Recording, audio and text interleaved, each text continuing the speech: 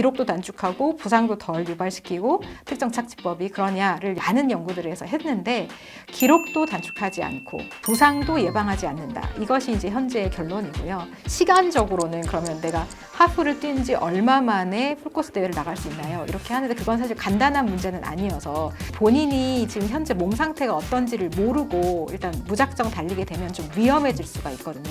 풀코스를 내가 뛸 수 있느냐 없느냐는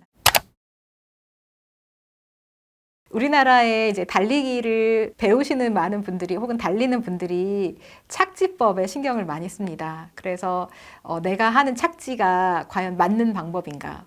내가 혹시 잘못된 착지를 함으로써 어디가 아픈 건 아닐까? 내가 이 착지를 바꾸면 더 잘 뛰고 기록이 잘 나오지 않을까? 이런 생각들을 많이 하시는데요. 착지법에는 대표적으로 이제 forefoot, midfoot, 그리고 rearfoot 저희가 힐 착지라고 하는 그 세 가지가 있습니다. 그래서 발이 땅에 닿을 때 어느 부분이 가장 먼저 닿느냐에 따라서 이제 그렇게 세 개로 구분을 하는데 최근에 유행했던 그 착지법, 우리나라에서만 유행했던 착지법은 미드풋인데요. 이 미드풋 착지를 반드시 해야 되는 것처럼 많이들 이제 생각을 하시는 경우들이 많습니다. 그런데 이거는 그 역사를 따지자면, 배경을 따지자면 10년 정도 미국에서 이제 미니멀리스트 슈, 그러니까 밑창이 굉장히 얇아서 땅을 디디면 그 땅의 지면의 특성이 다 느껴지는, 그러니까 요즘처럼 미드솔이 두터운 게 아니라 미드솔이 굉장히 얇은 종류의 러닝화들이 한참 유행을 했었고요. 그게 유행했던 이유는 그때 당시에 이제 크리스토퍼 맥두걸이라는 사람이 Born to Run이라는 책을 썼어요. 근데 그 책에서 그 사람이 뭘 얘기했냐면 아프리카의 원주민들은 맨발로 뛰고 그 맨발로 뛰는 사람들이 현대인, 서구의 사람들보다 훨씬 잘 뛴다. 근데 그 사람들이 더 잘 뛰는 이유는 맨발로 뛰었기 때문이고 맨발로 뛰면 자연스럽게 나오는 착지는 미드풋이다. 그런데 현대에 이제 여러 가지 러닝화 회사에서 운동화를 생산할 때 이 쿠션을 많이 넣으면서 맨발로 뛰었을 때 나오는 정상적인 착지 패턴을 왜곡시켰다. 이렇게 얘기를 해서 이제 힐 착지, 리어풋 착지가 되면 그것은 운동화에 의해서 왜곡된 착지다. 이렇게 주장을 폈습니다. 그래서 마치 미니멀리스트 슈 그리고 베어풋, 그러니까 맨발로 뛰는 것이 정설인 것처럼 했고, 그리고 그렇게 뛰어야만 착지도 정상적으로 구현이 돼서 미드풋으로 된다라고 주장을 했었는데, 만약에 그게 그 사람의 주장이 맞았다면 사실 역사가 증명을 했어야 했죠.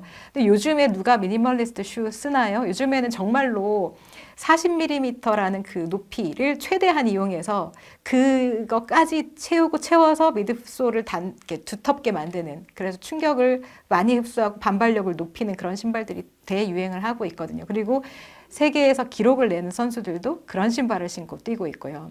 그래서 이제 베어풋 그리고 미니멀리스트 슈 그리고 그다음에 미드풋의 신화는 사실은 이제 한 주장이었던 겁니다. 그래서 그런 주장이 있었고 과연 그럼 그 사람이 주장하는 대로 그것이 맞느냐, 착지법이 기록도 단축하고 부상도 덜 유발시키고 특정 착지법이 그러냐를 많은 연구들을 해서 했는데 기록도 단축하지 않고 부상도 예방하지 않는다. 이것이 이제 현재의 결론이고요.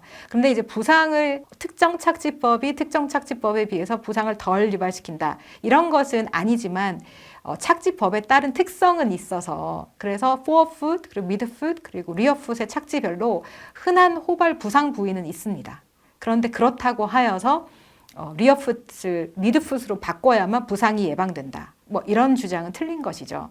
그리고 기록 역시 그런데 미드풋을 뛰어야만 혹은 포어풋으로 뛰어야만 기록이 단축된다. 이런 주장을 했었거든요. 그런데 실제로 세계 유수의 선수들, 마라톤 선수들의 착지를 보시면 그분들도 반수 이상이 리어풋으로 뛰고 있습니다. 그분들은 사실은 이제 직업으로서 달리기를 하는 사람이기 때문에 만약에 미드풋이나 포어풋이 기록을 단축하는데 정말 유용하다면 반드시 그렇게 바꿨겠죠. 그런데 그런 선수들조차도 리어풋으로 아주 잘 뛰거든요. 리어풋으로 우승도 하고 리어풋으로 금메달 따고 기록도 세우고 이렇거든요. 그렇기 때문에 일반인 러너인 우리가 그분들도 하지 않는, 그 선수들도 하지 않는데 저희가 미드풋을 굳이 할 이유는 없다. 그래서 기록이나 어떤 부상 이런 것과 관련이 없으므로 내 몸에서 그냥 달려지는 대로 착지가 나오는 대로 뛰면 그것이 나에게 맞는 것이고, 만약에 어떤 착지법으로 뛰었는데 나한테 맞지 않는 것 같다라고 했을 때는 바꿀 필요가 있지만 지금 현재 아무 문제도 만약에 그 착지법으로 인해서 나오지 않고 있다면 착지를 굳이 바꿀 이유는 없다라는 것이 맞는 말이고요. 그리고 착지는 내가 내 몸을 움직인 다리를 들고 내리는 그 근육의 쓰임 때문에 나타나는 결과이지 착지를 통해서 달리는 것이 아닙니다. 그래서 내가 리어풋이 되는 거는 내가 리어풋으로 뛰는 것이 가장 이코노미컬하기 때문에 리어풋이 되는 거고 내 몸이 그렇기 때문에 그래서 굳이 내 몸과 맞지 않는 이코노미컬하지 않는 다른 착지로 바꾸는 것은 오히려 손해일 가능성이 높다. 이렇게 보시면 됩니다. 달리다가 이런 궁금증이 생긴다고 말씀하시는 분들이 많아요. 그래서 달리다가 힘들 때 쉬어야 되나? 아니면 힘든 걸 참고 계속 달려야 하나? 이런 걸 궁금해하시는 분들이 많은데, 그리고 이제 대회 때도 급수대에서 서서 물을 마셔야 하는지, 아니면 계속 달리면서 그냥 물을 마셔야 되는지, 어떤 것이 맞는지 이런 것들 궁금해하시는 분들이 많은데요. 일단 섰다가 다시 가는 건 그냥 달리는 것보다 힘든 건 맞습니다. 그러니까 우리가 약간 이거를 비유를 하자면 차가 급감속, 급가속 하는 거랑 비슷해요. 그러니까 예를 들면 우리가 경제적인 운전을 하려면 정속도로 유지를 해라 이렇게 말하는 것처럼 멈췄다가 다시 서면 내 몸에 이제 관성이 있기 때문에 멈추는 데도 힘이 들고 다시 그 멈췄던 상태에서 다시 달려나가는 데도 힘이 들어서 에너지 소모 측면에서는 비효율적인 게 맞습니다. 그래서 만약에 달리는 대회에서 멈췄다가 다시 뛰어야 하느냐를 했을 때는 이왕이면 걷지 않고 멈추지 않고 계속 달리면서 급수를 하거나 달리면서 계속 어쨌든 그 페이스는 유지해 나가는 것이 유리하다라는 말씀을 드리겠고요. 그러나 내가 그냥 일상적으로 뛸 때는 기록에 상관없이 그냥 내가 뛰는 거 자유롭게 뛰는 것이기 때문에 그때는 필요에 따라서는 얼마든지 쉬어도 됩니다. 쉬어도 되고요. 특히 그 지속주도 있고요. 그러니까 같은 페이스로 일정 시간을 쭉 뛰는 그런 훈련법도 있고 또 일부러 변속주를 해서 빨리 했다가 느렸다가 빨리 했다 느렸다 하는 그런 주법도 있고요. 그래서 훈련법이 다양하듯이 이거는 그냥 내가 그냥 평상시에 뛰는 거라면 멈추고 다시 뛰어도 되고 훈련법이 다양한 만큼 내가 뛰는 방식도 다양하게 할 수 있습니다. 나에게 맞게 하면 되고요. 그러나 이제 만약에 내가 하프를 앞두고 있다. 그래서 나는 21km를 어쨌든 안 쉬고 뛰어야 하는 목표가 있다라고 하면 자꾸 중간에 서는 버릇을 하면 대회 때 나가서도 자꾸 서게 됩니다. 그래서 그때 대회를 좀 앞두고 내가 대회 때는 쉬지 않고 좀 완주하고 싶다라는 목표가 있다면 평상시에도 약간의 괴로움을 좀 이겨나가보는, 그러니까 괴로워도 쉬지 말고 꾸준히 달려보는 그런 훈련이 좀 필요합니다. 달리기를 하다가 목이 마른 경우들이 많아서 급수를 어떻게 해야 하느냐에 대한 질문도 상당히 많이들 갖고 계신데요. 달리기의 경험이나 이런 것들에 따라서 사람마다 개인차는 상당히 있습니다. 그리고 땀이 많이 나는 사람과 땀이 좀 안 나는 사람도 또 차이가 있고요. 그래서 사실 본인의 경험을 좀 쌓아보는 것이 필요한데 내가 얼마를 달리면 또 어느 계절에 달리느냐도 또 중요하거든요. 겨울철에는 물 마실 일이 별로 없고 여름철에는 정말 급수가 중요하고 이렇습니다. 그래서 결국 내가 어떤 시간마다 얼마나 탈수가 되느냐 에 따라서 그 물 마시는 급수의 간격이나 양은 달라질 수가 있을 것 같아요.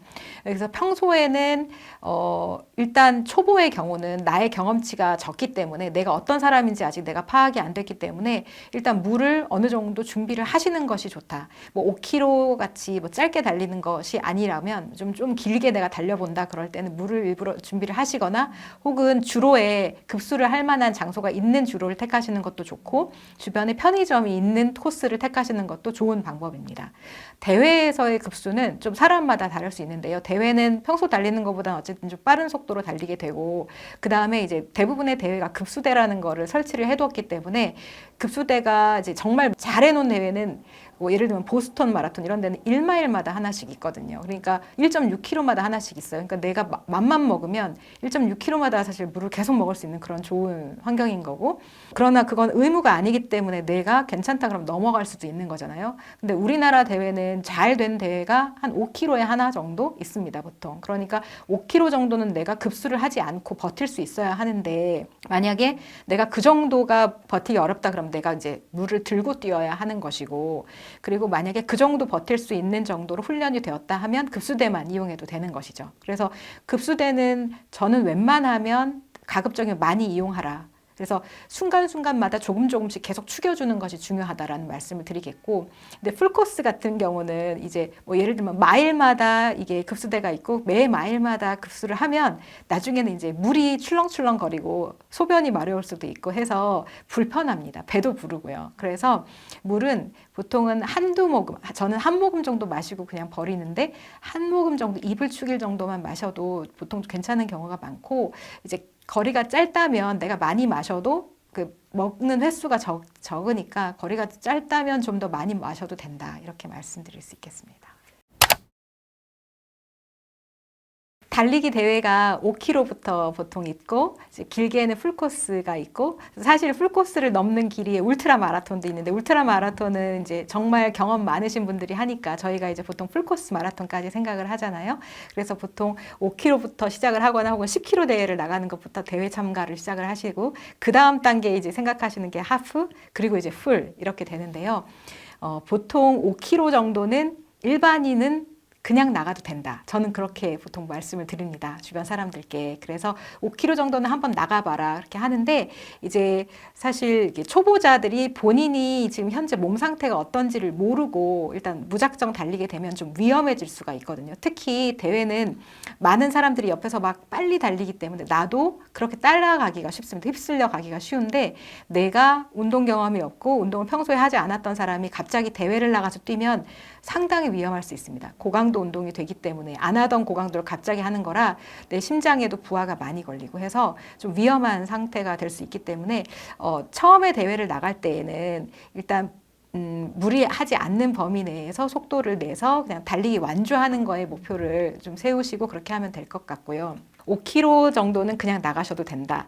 근데 10km 정도는 1시간 정도는 뛰어야 하기 때문에 그거는 달리기를 어느 정도 하셨을 때 10km 대회를 나가라고 말씀드리는데, 보통 쉬지 않고 한 30분 정도 뛸 수 있는 정도가 되었다면 10km 대회 정도는 참가가 가능할 거라고 봅니다. 그래서 그 정도라면 한번 10km를 대회를 나가시는데, 역시 10km 대회가 처음이다라고 했을 때에는 무리하면 안 된다. 첫 대회는 그냥 완주를 목표로 내가 이 대회에서 이렇게 재미있고 즐겁게 뛸 수 있구나라는 경험을 하는 것이지, 처음부터 기록 세우고 남들만큼 뛰겠다라는 것은 위험할 수 있다라는 것도 기억해 주셨으면 좋겠고요. 10km에서 하프를 넘어가는 것도 사실 그렇게 장애물이 없습니다. 그래서 10km 정도를 만약에 뛸 수 있는 사람이다 그러면 그 사람이 대회를 나가서 하프를 뛰는 거는 사실 그렇게 어렵게 하진 않는 것 같아요. 그래서 하프까지는 10km를 좀 내가 그래도 좀 뛰는 사람이다, 뛰어본 적이 있다, 그리고 10km 대회도 나가 보았고 그랬다고 하면 하프는 뭐 몇 달이면 그냥 충분히 뛸 수 있으니까 하프까지는 괜찮은데, 이제 하프에서 풀이 문제거든요.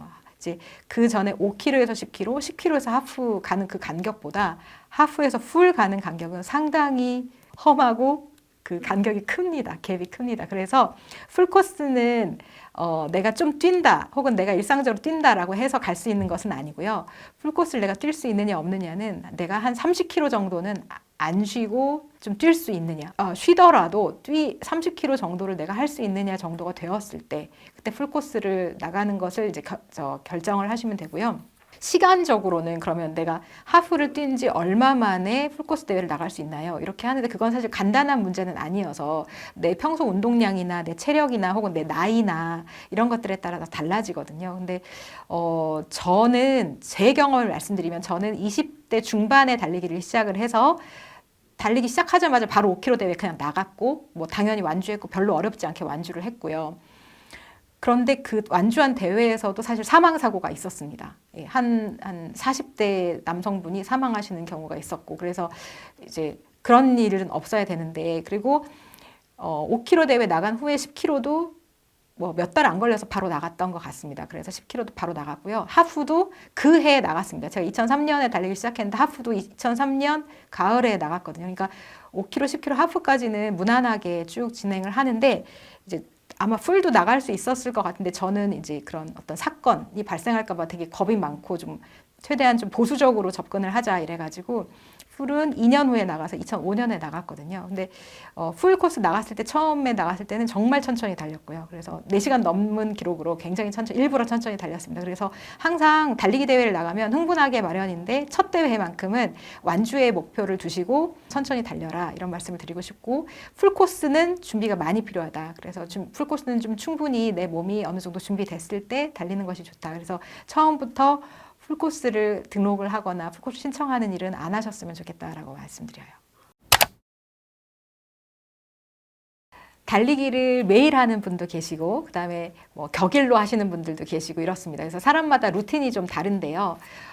저는 달리기를 매일 하던 때도 있었고 일주일 7일을 하던 때도 있었고 또 격일 하는 때도 있고 이게 이제 저도 약간 제가 20년 넘게 달리기를 했지만 항상 즐겁거나 항상 재밌지는 않고 어떤 때는 너무너무 달리고 싶지만 또 어떤 때는 달리기가 좀 슬쩍 싫어지기도 하고 귀찮아지기도 하고 이럴 때가 있고 또 바쁠 때도 있고 이래서 사실 저도 이제 왔다 갔다 하는데요. 제가 매일 달렸을 때에는 사실 무릎이 좀 아프기 시작했어요. 매일 달렸을 때는. 그러니까 하루도 쉬지 않고 매일 달릴 때는 결국 그렇게 달리다 보면 무릎이 조금 아픈 순간이 왔었습니다. 근데 이거는 저의 경험이고 다들 그렇다는 것은 아니고요. 그러니까 내가 이렇게 달렸을 때 내 몸이 이것을 견뎌내느냐 혹은 내 몸에 무리가 가기 시작하느냐를 좀 보실 필요가 있습니다.